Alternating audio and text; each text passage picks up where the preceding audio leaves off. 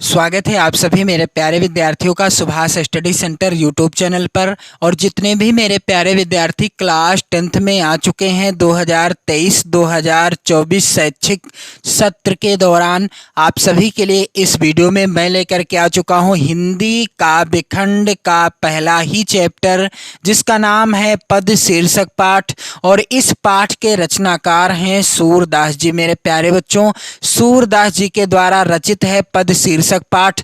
और सूरदास जी का आज के इस वीडियो में मैं आपको पढ़ाने वाला हूं पद संख्या 11, जो कि इस प्रकार से है। और सूरदास जी का आपकी पाठ्य पुस्तक में जितने भी पद दिए गए हैं, सबसे लास्ट का ये पद है, यानी 11 पद ही हैं आपकी पाठ्य पुस्तक में। तो पद कुछ इस प्रकार से है। संदेशों देवकी सो कहियो, हों तो धाय तिहारे सुत की, मया करत ही रहियो, यद्यपि टेव तुम जानत उनकी, ताऊ मोहि कही आवे, प्रात होत मेरे लाल लड़ते, माखन रोटी भावें, तेल उबटनो अरु तातो जल, ताहि देख भज जाते, जोई जोई मांगत सोई सोई देती, क्रम क्रम करि कै निहाते, सूर पथिक सुन मोहि रैन दिन, बढ़ो रहत उर सोच, मेरो अलक लड़े तो मोहन,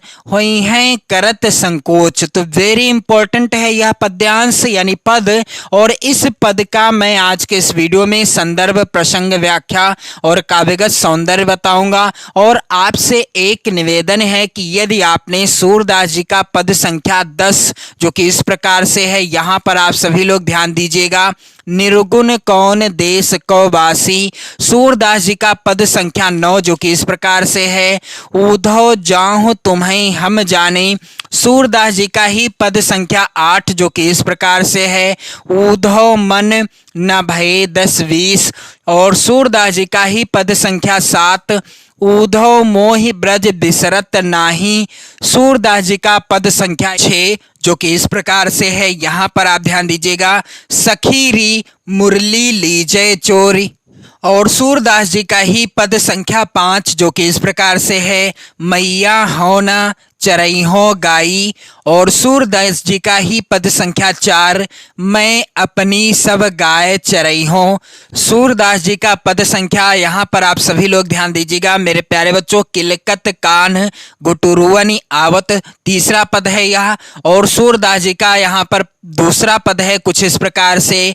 अविगत गति कछु कहत न आवे, और सूरदास जी का ही पद संख्या यहाँ पर पहला, चरण कमल बंदो हरिराई। इन सभी पदों को मैंने पढ़ा दिया है। इन सभी पदों का मैंने अलग अलग संदर्भ, प्रसंग, व्याख्या और काव्य सौंदर्य से रिलेटेड वीडियो प्रोवाइड करा दिया है। आप चैनल की प्लेलिस्ट में जाओगे तो आपको वीडियो देखने को मिल जाएंगी। यानी सूरदास जी के 10 पद, जी हाँ, मैंने 10 पदों को पढ़ाया है, उनका संदर्भ, प्रसंग, व्याख्या, काव्य सौंदर्य बताया है। और आज के इस वीडियो में मैं लेकर के आ चुका हूं सूरदास जी का एकदम, आप देख पाएंगे लास्ट वाला पद, एकदम आखिरी वाला पद, जो कि आपकी पाठ्य पुस्तक में है, लास्ट वाला पद है। और इस पद का संदर्भ, प्रसंग, व्याख्या और काव्यगत सौंदर्य मैं आपको बताने वाला हूं। तो मेरे प्यारे बच्चों, आप सभी इस वीडियो को जरूर शेयर कर देना। यदि आप चैनल को सब्सक्राइब कर लेते हैं तो आप यहां से जुड़कर अपनी प्रॉपर नोट्स भी तैयार कर पाएंगे। जी हाँ,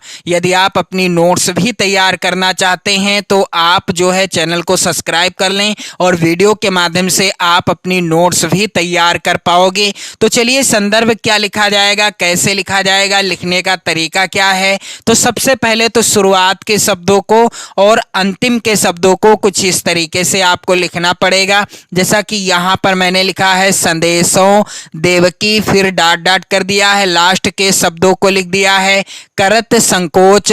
तो यहाँ पर आप सभी लोग ध्यान दीजिएगा, जितने भी मेरे प्यारे बच्चे क्लास 10 10th में हैं। आप सभी लोग ध्यान दीजिएगा, जितना मैंने रेड पेन से यानी लाल पेन से लिखा है आपको काले पेन से लिखना है। आपको रेड पेन का प्रयोग ना तो नोट्स बनाते समय करना है, ना ही अपनी बोर्ड परीक्षा की कॉपी पर लिखते समय करना है। जैसा कि मैं प्रत्येक वीडियो में आपको बताता हूं, तो इस तरीके से आप हेडिंग डाल लेंगे। फिर इसके बाद आपको हेडिंग डालना है संदर्भ। क्या हो जाएगा संदर्भ? प्रस्तुत पद्यांश हमारी पाठ्य पुस्तक हिंदी, आप काले पेन से लिख देना, सिंगल इन्वर्टेड कामा भी लगाया जाएगा।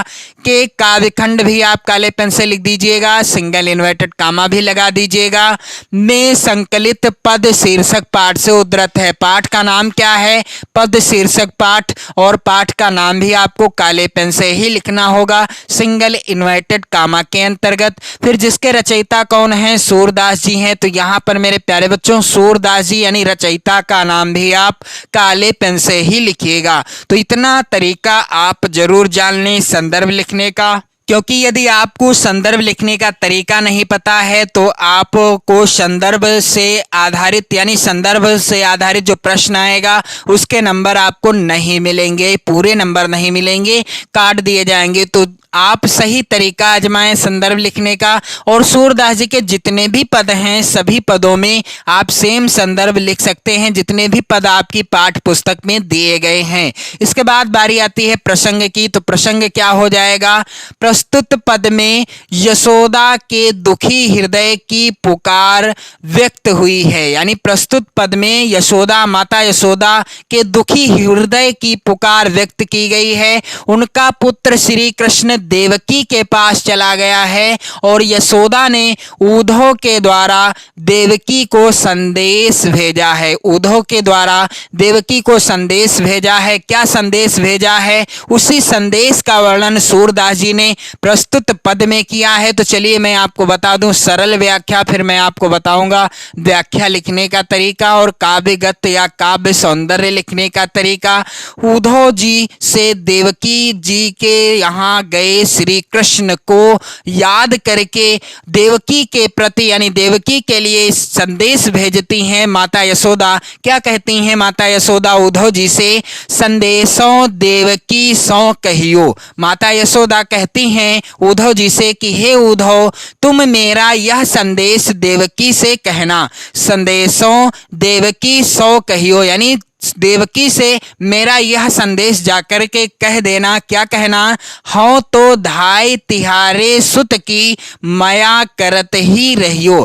क्या कहती हैं माता यशोदा कि उनसे कहना कि मैं तो तुम्हारे पुत्र की धाय हूं। हाँ तो धाय तुम्हारे सुत की यानी मैं तुम्हारे पुत्र की क्या हूं? धाय हूं और माया करत ही रहियो, अतः मुझ पर कृपा करती रहना। माता यशोदा कहती हैं कि हे उद्धव, संदेशो देवकी सौ कहियो यानी यह संदेश जाकर के मेरा जो यह संदेश है देवकी से जाकर के कह देना कि हाँ तो धाय तिहारे सुत की माया करत ही रहियो, अर्थात मैं तो तुम्हारे पुत्र की धाय हूं और तुम मुझ पर क्या करती रहना? दया करती ही रहना यानी मुझ पर कृपा करती रहना। आगे कहती हैं यशोदा माता, यद्यपि टेव तुम जानत उनकी ताऊ मोहि कहीं आवे।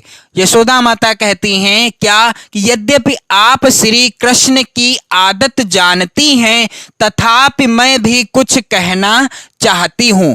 यद्यपि टेव तुम जानती उनकी अर्थात भगवान श्री कृष्ण की क्या आदत है, उन्हें क्या पसंद है, उनकी आदत क्या है, यद्यपि आपको पता है फिर भी मैं आपसे कुछ कहना चाहती हूं। अर्थात यद्यपि टेव तुम जानती उनकी ताऊ मोहि कही आवे, अर्थात कहने का तात्पर्य है कि यद्यपि आप श्री कृष्ण की आदत जानती हैं तथापि मैं भी कुछ कहना चाहती हूं। क्या कहना चाहती हूं? देवकी जी के लिए यशोदा माता आगे कहती हैं यानी उद्धव जी से कहती हैं कि आगे क्या बता देना कि प्रात होत मेरे लाल लड़ेते माखन रोटी भावे। प्रात होत मेरे लाल लड़ेते माखन रोटी भावे, अर्थात जैसे ही सवेरा होता है मेरे लाडले कृष्ण को माखन रोटी अच्छी लगती है। माता यशोदा कहती हैं कि हे देवकी जी, मेरा जो लाल है यानी भगवान श्री कृष्ण जैसा ही सवेरा होता है, जैसे ही सवेरा होता है, प्रात होत मेरे लाल लड़ेते माखन रोटी भावे। जैसे ही सवेरा होता है मेरे लाल को यानी भगवान श्री कृष्ण को क्या अच्छा लगता है? माखन रोटी ही खाने के लिए या उसे खाने में अच्छा लगता है, माखन रोटी उसे पसंद है। तेल उबटनो अरु तातो जल ताहि देख भज जाते। यशोदा माता आगे कहती हैं कि उबटन तेल और गर्म पानी को देखते ही श्री कृष्ण भाग जाते हैं। तेल उबटनो अरु तातो जल यानी तेल और उबटन को जब देखते हैं भगवान श्री कृष्ण, और तातो जल यानी गर्म पानी को जब देखते हैं तो वो क्या करते हैं? ताहि देख भज जाते यानी उसे देखकर तुरंत भाग जाते हैं। जोई जोई मांगत सोई सोई देती क्रम क्रम करि के निहाते। यशोदा जी कहने लगी कि वह जो कुछ मांगते हैं मैं वही देती थी, और इस प्रकार वह धीरे धीरे स्नान करते हैं। क्रम क्रम करिके नहाते यानी धीरे धीरे वह इस प्रकार से स्नान करते हैं। जोई जोई मांगत सोई सोई देती क्रम क्रम करिके नहाते यानी जो जो वह मांगते हैं मैं वही वही उसे देती थी, और इस प्रकार से वह धीरे धीरे स्नान कर लेते थे। आगे सूरदास जी कहते हैं कि सूर पथिक सुन मोहि रैन दिन बढ़्यो रहत उर सोच।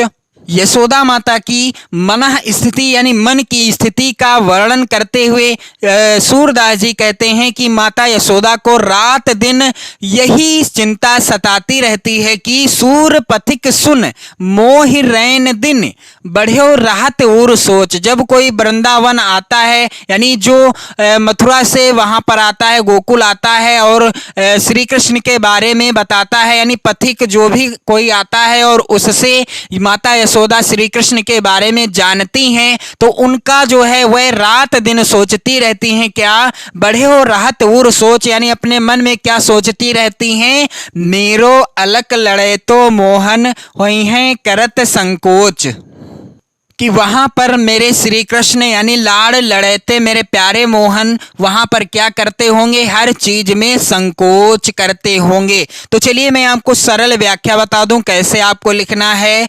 संदेशो देवकी सौ कहियो, इस तरीके से आप व्याख्या हेडिंग डाल देंगे। काले पेन से आपको हेडिंग डालना है, ना कि रेड पेन से। तो यशोदा उद्धव जी से कहती हैं कि हे उद्धव, तुम मेरा यह संदेश देवकी से कहना। कौन सा संदेश देवकी से कहना? संदेशो देवकी सौ कहियो, हाँ तो धाय तिहारे सुत की मया करत ही रहियो। यशोदा माता उद्धव जी से कहती हैं कि उनसे कहना कि मैं तो तुम्हारे पुत्र की क्या हूँ? धाय हूँ, अतः मुझ पर कृपा करती रहना। हाँ तो धाय तिहारे सुत की मया करत ही रहियो। आगे कहती हैं यद्यपि टेव तुम जानती उनकी ताऊ मोहि कही आवे। आगे क्या कहती हैं यशोदा माता? यद्यपि आप श्री कृष्ण की आदत जानती हैं, तथापि मैं भी कुछ कहना चाहती हूँ। जतपि टेव तुम जानती उनकी ताऊ मोहि कही आवे, प्रात होत मेरे लाल लड़ेते माखन रोटी भावे। यशोदा माता कहती हैं कि जैसे ही सवेरा होता है यानी सवेरा होते ही मेरे लाडले कृष्ण को माखन रोटी अच्छी लगती है। क्या अच्छा लगता है? माखन रोटी अच्छी लगती है। और आगे लिखा हुआ है कि तेल उबटनो अरु तातो जल ताहि देख भज जाते। उबटन तेल और गर्म पानी को देखते ही श्री कृष्ण भाग जाते हैं। तेल उबटनो अरु तातो जल ताहि देख भज जाते। और आगे लिखते हैं सूरदास जी की जोई जोई मांगत सोई सोई देती क्रम क्रम करके निहाते। यहाँ पर आप सभी लोग ध्यान दीजिएगा कि यशोदा माता कहती हैं कि वह जो कुछ मांगते हैं मैं वही देती थी, और इस प्रकार वह धीरे धीरे स्नान करते थे। सूर पथिक सुन मोहि रैन दिन, बढ़्यो रहत उर सोच, मेरो अलक लड़े तो मोहन हुई हैं करत संकोच। क्या हो जाएगी व्याख्या कि यशोदा को रात दिन यही चिंता सताती रहती है कि वहां मेरे लाडले श्री कृष्ण संकोच करते होंगे। इसके बाद काव्य सौंदर्य क्या होगा मेरे प्यारे बच्चों? काव्य सौंदर्य इस तरीके से हेडिंग डाला जाएगा और पहला बिंदु है मातृ हृदय की पुत्र विषयक चिंताओं तथा मातृ स्नेह का चित्रण किया गया है सूरदास जी के द्वारा। अगला बिंदु है भाषा। तो सूरदास जी के जितने भी पद हैं आपकी पाठ्य पुस्तक में, सभी पदों की भाषा ब्रज भाषा है। शैली यहाँ पर वर्णनात्मक शैली का प्रयोग हुआ है। रस यहाँ पर वात्सल्य रस की अभिव्यक्ति हुई है। अलंकार यहाँ पर कौन सा है? अनुप्रास अलंकार है। और छंद गेय पद यानी गाने योग्य पद है। तो सूरदास जी के जितने भी पद थे, यानी सूरदास जी के कुल 11 पद थे आपकी पाठ्य पुस्तक में, सभी को मैंने अलग अलग संदर्भ प्रसंग व्याख्या और काव्यगत या काव्य सौंदर्य सब कुछ पढ़ा दिया है, वीडियो भी प्रोवाइड करा दिया है। यदि आप कमेंट करोगे तो मैं लिंक शेयर कर दूंगा, आप आसानी से अपनी नोट्स तैयार कर सकते हो। तो मेरे प्यारे बच्चों, सूरदास जी के जितने भी पद थे मैंने सब कुछ आपको क्लियर करा दिया है। इसके बाद बारी आती है गोस्वामी तुलसीदास जी के द्वारा रचित धनुष भंग शीर्षक पाठ की, फिर उसके बाद वन पथ पर। तो धनुष भंग से रिलेटेड वीडियो आपको कल से यानी 2 जून से मिलना स्टार्ट हो जाएंगे। तो मेरे प्यारे बच्चों, आप लोग चैनल को सब्सक्राइब कर लेना, अपनी नोट्स बनाना स्टार्ट कर दीजिए, क्योंकि 2023-2024 वार्षिक परीक्षा में यानी बोर्ड परीक्षा में 100% सिलेबस से प्रश्न पत्र आएगा, यानी पूरा सिलेबस कवर होगा प्रत्येक विषय में, यानी 100% पढ़ना है, कहीं से भी काट पीट नहीं है। यानी जो 30% का सिलेबस कटा हुआ था इस बार वो भी पढ़ना है आप सभी को, इसलिए आप अभी से पढ़ना स्टार्ट कर दो। वीडियो को शेयर कर दो, लाइक कर दो, कमेंट कर दो और साथ ही साथ अपनी नोट्स भी बनाते रहो, पढ़ते रहो, मस्त रहो, स्वस्थ रहो। जय हिंद।